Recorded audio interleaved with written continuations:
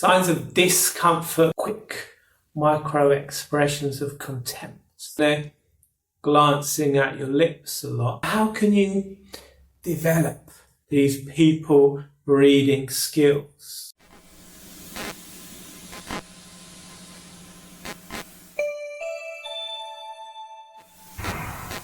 Hi everyone, I'm Mark, I'm a hypnotherapist, and today I'm going to be revealing subtle social cues that reveal hidden intentions. These subtle social cues that I'm going to be revealing to you today can help you to understand what people are really thinking and feeling.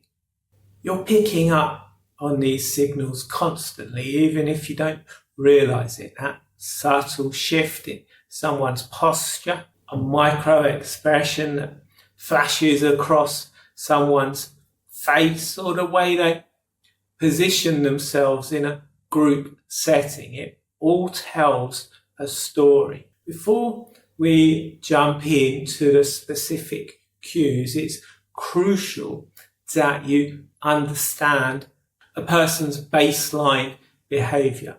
We're all different. We all have slightly different baseline behaviors, slightly different ways of being. Think of it like this. If your normally talkative friend suddenly becomes quiet, that says more than if your quiet friend doesn't say much. Remember, no single cue tells the story. Look for clusters of behavior. Clusters of behavior that point in the same direction.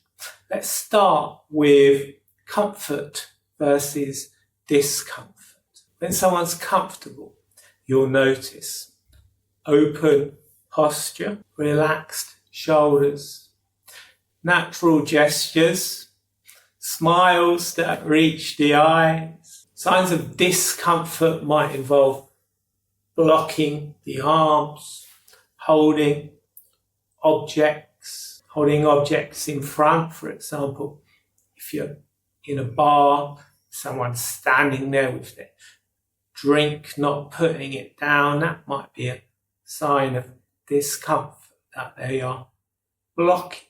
Self-soothing gestures, touching the neck, touching the face, rubbing their arms, tense shoulder muscles. When someone is anxious, they tend to hold a lot of tension in their neck. Their shoulder muscles will be tense. You're talking to someone, and again, say you're in a social setting, in a bar, and they're interested in what you're saying. They probably won't be holding their drink in front of them. They probably won't have their arms crossed. They will be standing with their feet pointed towards you. They'll mirror your movements, and they will have engaged eye contact with natural breaks. They might be leaning in to hear what you have to say. Someone is disengaged from what you're saying, they'll have their feet pointed away from you. They'll probably have their whole body angled away from you. They might be checking their phone repeatedly. Their responses might be delayed. So, common situations where you can use this information, pick up other factors, other things that might be going on. Job interviews. If you go for a job interview, or if you're an interviewer, you can look for these things. The first thing is the handshake. If someone has a very dominant handshake, they might be insecure about their authority. Someone is straightening items on their desk, that could show controlling tendencies. Steeped fingers often indicates confidence and expertise. On a first date, look for someone playing with their hair or adjusting their clothes.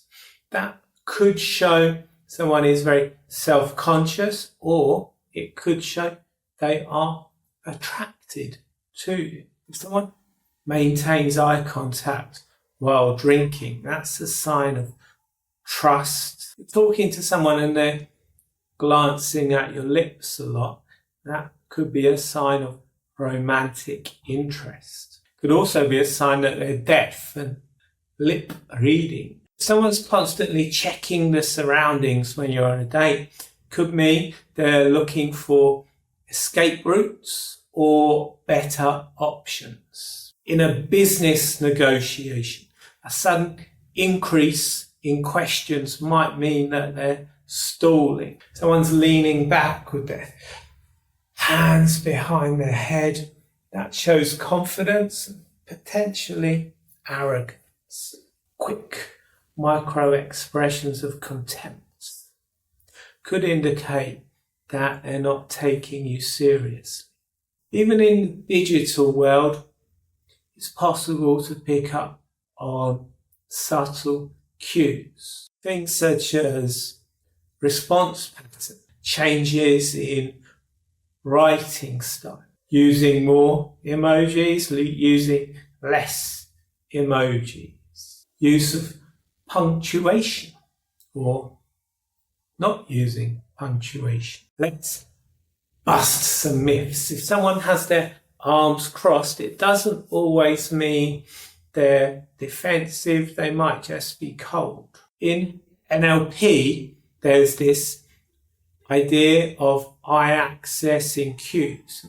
One of those eye accessing cues is looking up and right is a sign that someone is lying. That's not always a reliable sign.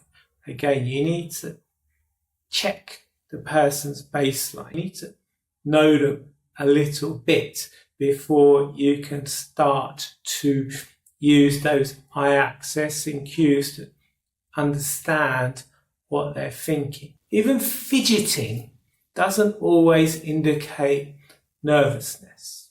And eye contact. I did a video on eye contact before. You can find that up here.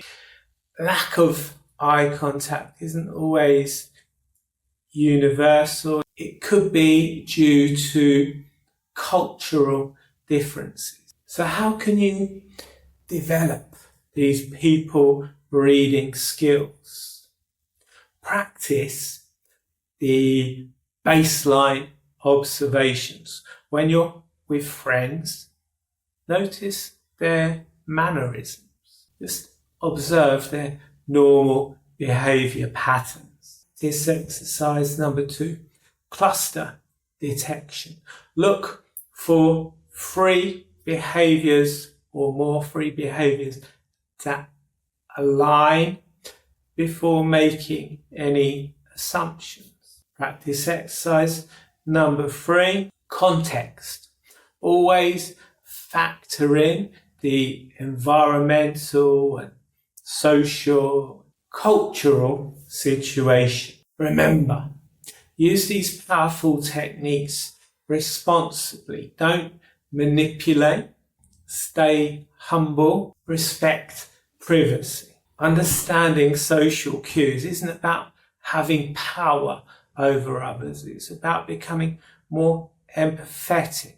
It's about becoming a better communicator. If you like this video, found it useful, hit the like button, subscribe to my channel, check the description for my free workbook and other details of how you can contact me. Share in the comments below your own experiences of reading social cues.